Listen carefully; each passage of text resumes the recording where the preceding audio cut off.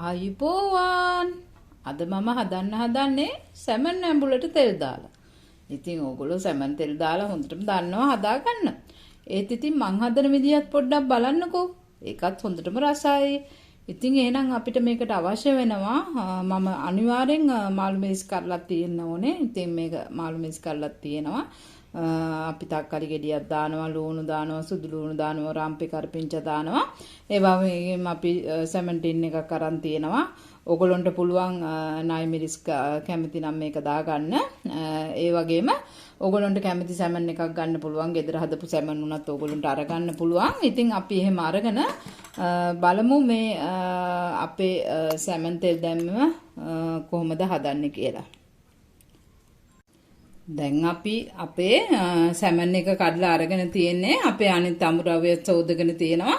ඉතින් බලමු අපි ඒ අමුද්‍රව්‍ය ටික කපාගෙන මේ සැමන් තෙල් දැම්මුම හදන විදිහ.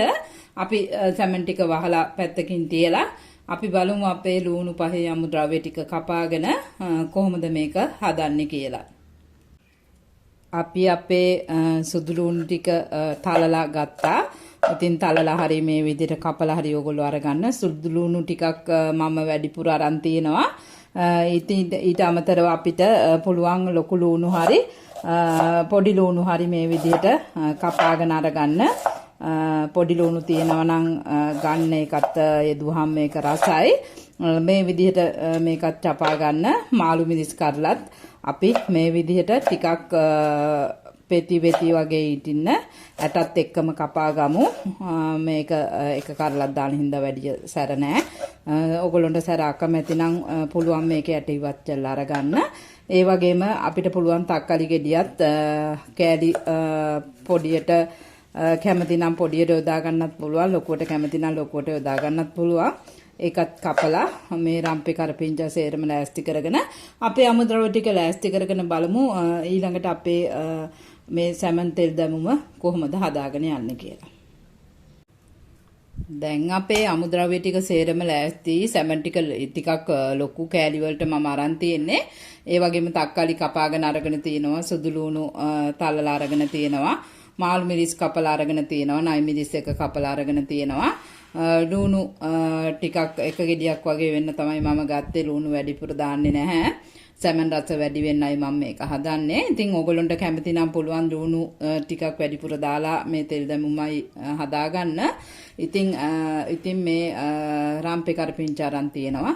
ඉතින් මේ සේරම දාලා අපි මේ ඇඹුලට හදන අපේ සැමන් තෙල් දැමුම හදාගමු. දැන් අපි ටිකක් ලොකු භාජනයක් මම අරගෙන තියෙනවා. දැන් මේ අමුද්‍රව්‍ය ටික අපේ 3-5 වර්ග ටික දාලා කලවම් කරන්නයි යන්නේ. ඉතින් අපි ඒක ඔයගොල්ලන්ට පේන්න ඕනේ හින්දා ටිකක් ලොකු භාජනයකට යොදාගත්තා. ඉතින් මම මේ වෙලාවේ මේකට දානවා මගේ කපාගත්ත ලුණු ටික. ඒ වගේම නයි මිරිස් නම් දාන්න එපා. ඉතින් අනන හින්දා ඒක පස්සේ යොදා ගන්න පුළුවන්. මෙහෙම දාගන්නවා අපේ කපාගත්ත මාළු මිරිස් ටික.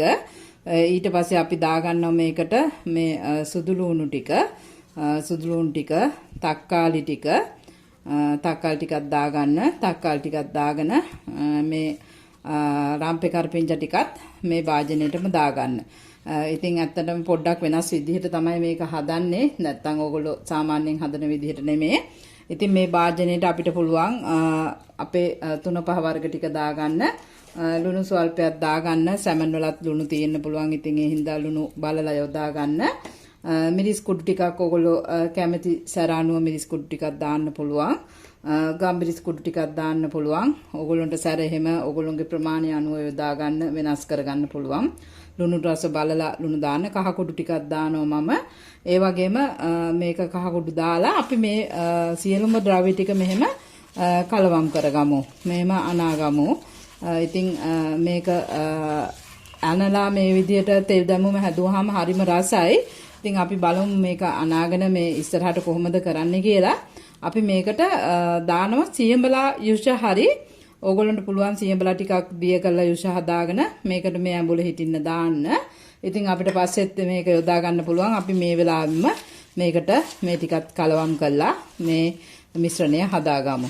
දැන් ලුණු බලන්න. ලුණු බල්ලි වල මද වෙලාවක් පුළුවන් නම් මේ ටික මෙහෙම තියලා තියන්න. අපි භාජනයක් ලිපේ තියලා හොඳට රච්චර ගන්න ඕනේ. ඉතින් ඒ රච්චර ගත්ත භාජනයේට අපිට පුළුවන් තෙල් ස්වල්පයක් එකතු කරන්න. ඕගොල්ලන්ට කැමති තෙලක් මේකට පාවිච්චි කරන්න පුළුවන්. පොල් තෙල්, එළවලු තෙල්, බටර් ටිකක් උනත් පාවිච්චි කරන්න පුළුවන් තෙල් ටිකක් එක්ක. ඉතින් එහෙම Taman කැමති තෙල් එකක් දාගෙන මදක් රත් වෙනකම් මේක තියලා තියන්න. රත් වුණාට පස්සේ අපි බලමු මේ තෙල් දැමුම කොහොමද හදන්නේ කියලා. ඇත්තටම දැන් හොඳට තෙල් එක රත් වෙලා තියෙන්නේ. දැන් අපිට පුළුවන් මොන හරි කොලයක් දාලා බලන්න මේක රත් වෙලා. අපිට පුළුවන් දැන් ගින්දර අඩු කරගෙන ලිපේ ගින්දර අඩු කරගන්න. අඩු කරගෙන අපිට පුළුවන් මේ අමුද්‍රව්‍ය සේරම මේ තෙල් එකට දාන්න. ඉතින් ඕගොල්ලෝ කැමති ලුණු ප්‍රමාණයක් ගන්න. මම මේකට සියඹලා යුස දාලා තියෙනවා. ඉතින් ඕගොල්ලන්ටත් පුළුවන් මේකට සියඹලා යුස නැත්තම් විනාකිරි චුට්ටක් හරි දාගන්න. එහෙම හරි දාගෙන මේක ඇඹුල හදාගන්න. ඇඹුල හදාගෙන මේක මේ තෙල් දැමුමට මේ සියල්ලම දාගන්න. දාගෙන අපි මදක් කවලම් කළා මේක තෙලේ තැම්බෙන්න තියමු. දැන් අපේ අමුද්‍රව්‍ය ටික සේරම හොඳට තෙලේ තැම්බිලා තියෙන්නේ. අපිට පුළුවන් මේ වෙලාවේ මේකට අපේ සැමන් ටික එකතු කරන්න.